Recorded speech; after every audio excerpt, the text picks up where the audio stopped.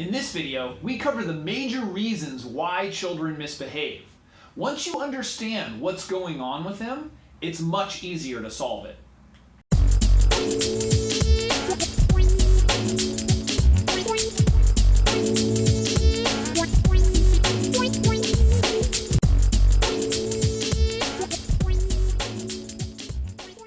Hello, I'm Jason Kreidman, and this is Dad University. Today we're talking about why children misbehave. There's actually only a couple of reasons why children misbehave, so let's get to it.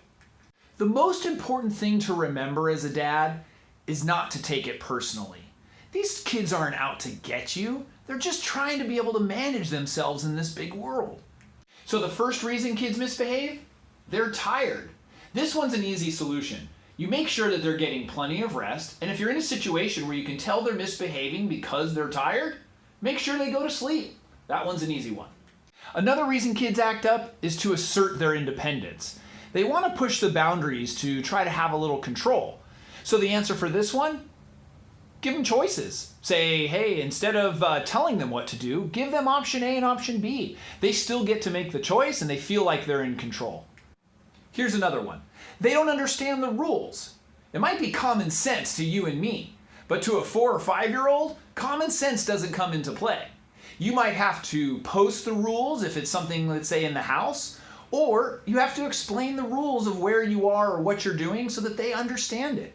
You might have to do it multiple times as well. They could just be bored, but you're going to have to take some responsibility on this one if you've been their source of entertainment. Maybe instead of making up the entertainment for them or being their entertainment, ask them some questions. Hey, what do you like to do? What's something that you could go do outside? That'll get them thinking so that they can entertain themselves. Here's a big one. Your expectations are too high. So while you think that the child is misbehaving, it's actually normal child behavior, and you have too high of expectations. If you are in a restaurant and you have a 2 or 3-year-old who's acting up and not sitting there quietly, you might have to change your expectations. If you have a 4-year-old who's whining and in a situation where they're complaining, pretty normal child behavior for a 4-year-old. So go ahead and look at your expectations and put those in check. So here's another. They saw the behavior somewhere else and are simply mimicking that behavior. Now that could be their friends, or it could even be you. So you might have to look at what that behavior is and notice, hey, is it a friend of theirs that they're getting that from, or somebody at school, or is it actually some way that you've behaved and they're simply mimicking you? So the thing that you're going to want to do is explain to them what the correct behavior is.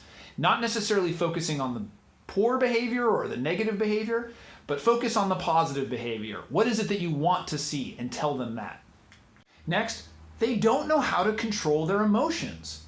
Now, it's up to us to teach them how to calm themselves or deal with their emotions appropriately. We don't want to tell them that they can't have emotions. We just want to tell them how to deal with them correctly. And that's, we have another video on emotional intelligence which touches on that. So here's a common one. They're hungry. I know this one seems very simple, but when you are hungry, it's easy to get irritable or upset, and children misbehave. We as adults call it maybe being hangry. You're going to want to make sure that your kids are eating on a regular time schedule, and if you go anywhere, be sure to have snacks. You're not going to want to be in a situation where your child is hungry, misbehaving, and that's something you could have easily avoided. And finally, they misbehave sometimes just to get attention. But here's the key. Do not give them the attention when they are misbehaving in order to get it. It's very, very important that you don't do that. We have another video on attention that you'll probably want to check out. It's really important to give them positive attention versus negative attention.